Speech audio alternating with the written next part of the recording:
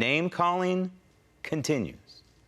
Joining me now from Johns Creek, Georgia, political consultant with the Weathers Group, Seth Weathers. Seth, these personal attacks, I got to tell you, I find it hard to pick out the messaging between all these attacks. And at the same time, if you're one of the front runners, Donald Trump or Ted Cruz or Marco Rubio, and you get involved in all of this, I think it makes the outliers, that would be Ben Carson and John Kasich, look politically sane.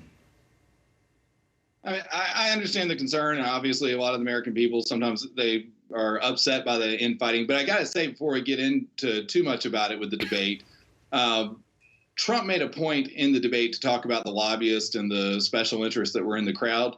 The debate was heavily stacked against Trump. And I think the booing and the negative attacks that he received from the crowd, which is extremely unusual for a presidential debate, I think that may have brought on a little bit of the response that people received from him due to the it was really kind of tacky almost. It was so packed. And as someone that was there, I can confirm that. It was, you bring up a good point. And I have a theory on that. I think that if people are going to be in the audience, and of course they have every right to be in the audience, they ought to shut up. And there should be no cheering. They ought to act like adults and not like monkeys. And they ought to allow the candidates to speak. And this cheering stuff needs to stop. And the Republican Party can control that. They say, hey, if it's like a tennis match. If you interrupt the tennis players, you're gone. You're ejected from the ballpark. And that's the way it should be. I agree, but there was no attempt by the RNC at this particular debate to do that, and they have in the past, and it's worked. But that did not happen here, and it was a heavily Rubio and Bush stacked crowd. Okay, so what do you walk away from besides a headache? What did you walk away from this debate? I think it showed you that what's always been the case in South Carolina, it's going to be a bloodbath there. And I think the candidates brought that to this debate. I think ever since Lee Atwater, maybe we'll blame him for that, started dirty campaigns in South Carolina, that it's going to continue. And honestly, the people there expect it almost, as ridiculous as it may sound. And I think that's what they received the other night. And I don't think that for the voters in South Carolina, I don't think the fact that it was a fiery debate is going to really turn a lot of them off from any candidate they supported. They're just as riled up and happy and pushing for their guy that was out front fighting for them as they were prior to the debate. So I think, and honestly, some of these things actually energize and fire up the base of each individual supporter. So if you got someone like Trump who has a huge lead already going into South Carolina, if he's just firing them up to come out on Saturday, that may work to his advantage. I don't know. I think it turns off a lot of Americans, too, and then independents who are watching. You got to remember that. I know independents may not play a role right now, but they will later. But we have a low-light reel from what transpired on Saturday night in Greenville. Roll tape. Obviously, the war in Iraq was a big, fat mistake. Why don't we just take all the negative ads and all the negative comments down from television and let us just talk about what we're for, and let's sell that, and the Republican Party will be stronger as a result. This is a disturbing pattern now, because for a number of weeks now, Ted Cruz has just been telling lies. He lied about Ben Carson in Iowa. These attacks, some of them are personal.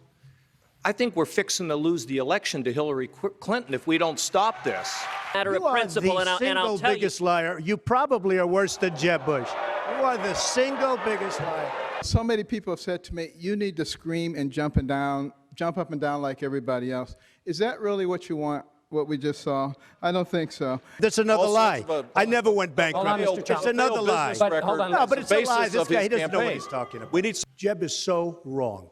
Jeb is absolutely so. That's just so you understand. You know what that is? That's Jeb's special interest. Okay, so can't the campaigns come together and have an armistice and take a pledge to talk about the issues? Because I want to hear about the issues.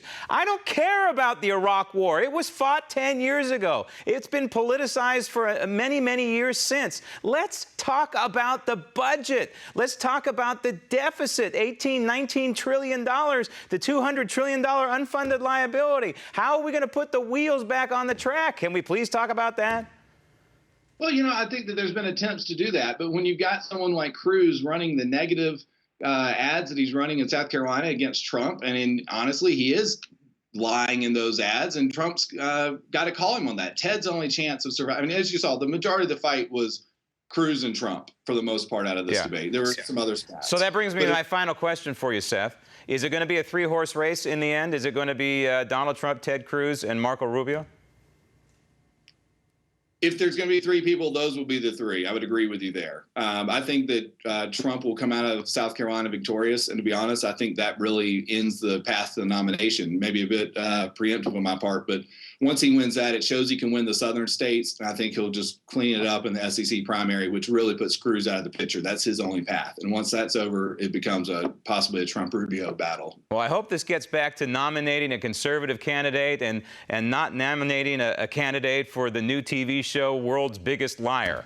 Seth, thanks. Coming up next, new classified and secret Hillary emails revealed as the Daily Ledger continues.